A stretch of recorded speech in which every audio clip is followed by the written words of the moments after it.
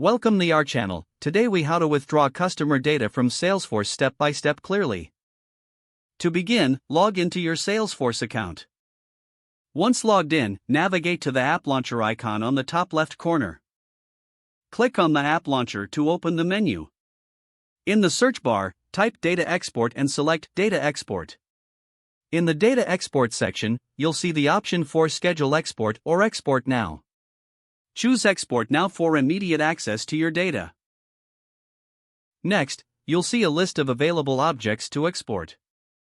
Select the specific customer data objects you want to withdraw. You may choose to include all data or just specific fields. Once you've made your selections, scroll down to find the Start Export button.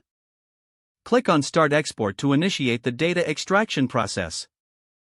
Depending on the amount of data, this may take a few moments. You'll receive a notification when your export is ready for download. Check your notifications or your email for the download link. Click the link to download your data, usually in a .zip format. Extract the .zip file on your computer to access the CSV files. Open the CSV files using a spreadsheet application to view your customer data. Review the data to ensure all necessary information has been correctly exported. That's how you withdraw customer data from Salesforce step by step.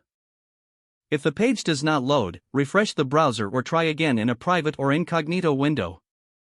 Make sure you are using the correct email address, then retype it carefully to avoid small typos. If your password is not accepted, use the reset option and create a new strong password you can remember. Check your spam folder for verification or security emails, then complete any requested confirmation steps. Enable two-factor authentication if available to improve account security and reduce unauthorized access risk. After signing in, review your profile details so your contact information and settings are accurate and current. If you see an error message, note it down and try again after restarting your device and internet connection.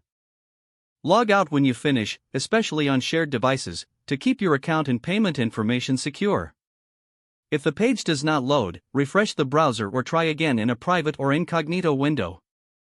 Make sure you are using the correct email address, then retype it carefully to avoid small typos. If your password is not accepted, use the reset option and create a new strong password you can remember. Don't forget to like this video and subscribe to our channel for more step-by-step tech guides.